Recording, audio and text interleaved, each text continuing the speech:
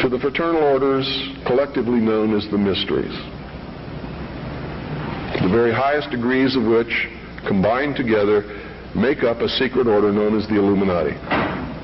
Their goal is to destroy all existing religions save theirs, all existing governments save theirs, and shackle the mob in a system of eternal oppressive debt chained to a computer for the rest of their life, in a propagandized world to make them believe that they are happy in this system. Now, do you think they're succeeding? Haven't I described to you just now exactly what is going on in the world today? Yes, they're succeeding. They're succeeding because the American people don't understand their enemy. They don't even know what's happening. They may have been or may be members of the Christian or Jewish religion, but that is only to further their own ends. They are and always have been Luciferian and internationalist. They give allegiance to no particular nation, although they have used, on occasion, nationalism to further their causes. Their only concern is to gain greater economic and political power.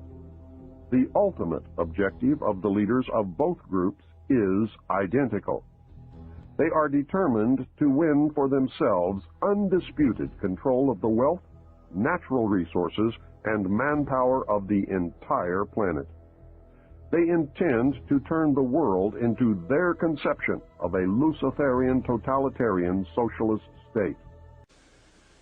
I can tell you that when George Bush says out of the Middle East crisis will come a new world order, he is not joking. And the new world order is not what you think it is, friendly nations working together. It's going to be a one world, totalitarian, socialist government. Some of the reasons for this are good, some of them are not.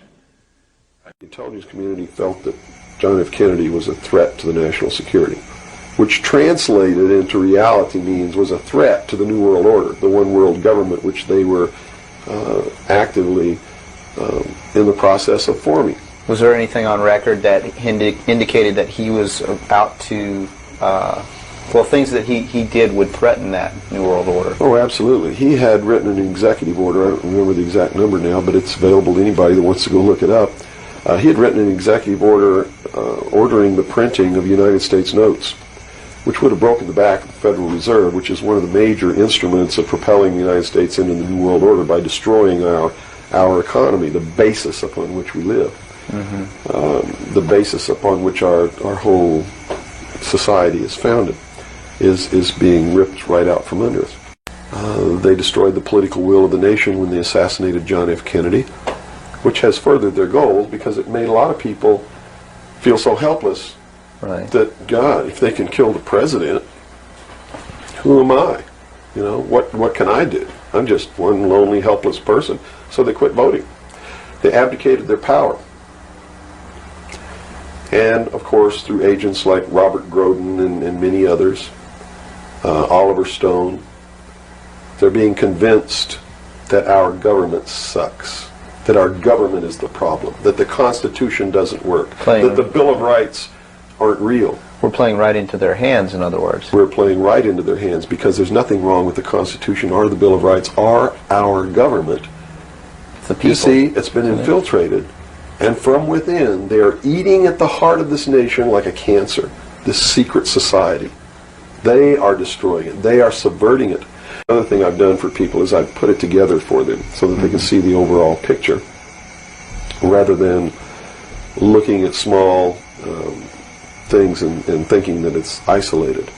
Nothing is isolated. It's all part of a big puzzle. And the puzzle is coming together, and when the puzzle is assembled, it's going to be a one-world totalitarian socialist government that nobody's going to like except the people that are running it. It's Hitler all over again.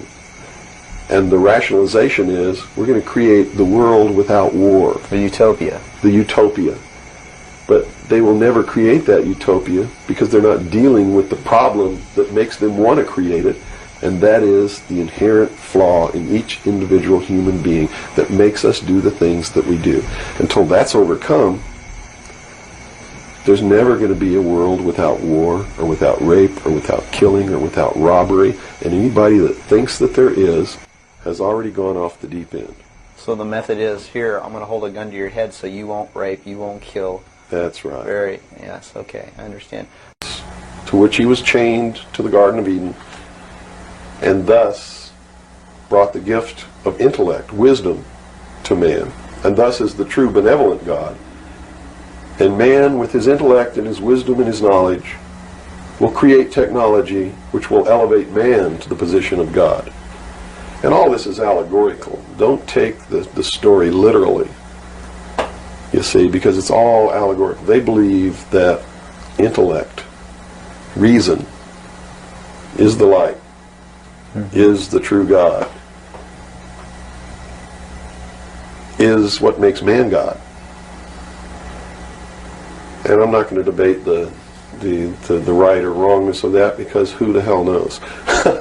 But I can tell you that they pervert whatever it is that might be divine about their philosophy by becoming what they profess to destroy.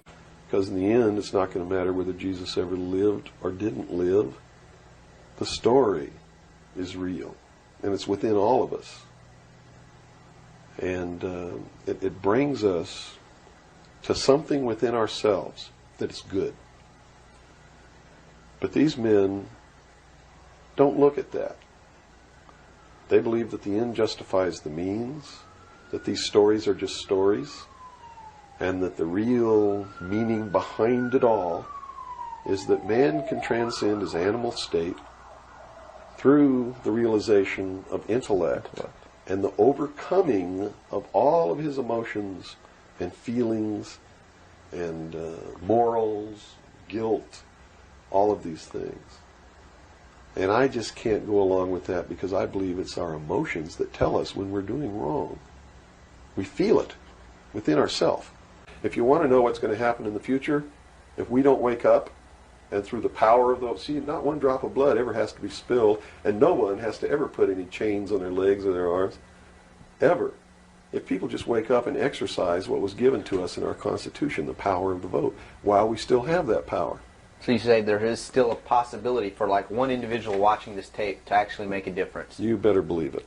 How Yes. would that be so? Well, number one, learn what the truth really is. Get away from the fantasy that you've been living.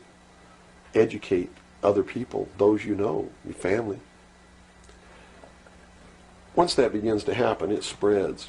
And then if the people decide that they don't want what they have in store for us planned, just through the power of the vote, they can make this country and the world whatever they want it to be. Whatever they want it to be. And there are no limits on that. They don't really consider you to be a threat unless you develop a large political following. Oh, okay. So, unless you have a large political following, you're not considered to be a threat to them. Because they figure that the people are too stupid to listen to you anyway. And generally, they're right. So we're in the process of educating people then. Yeah. It's the best thing. Education is 60 or 70% of the battle. Yeah. Because people automatically begin to do the right things once they learn what the truth is. They're educated to it. And plot the fate of billions.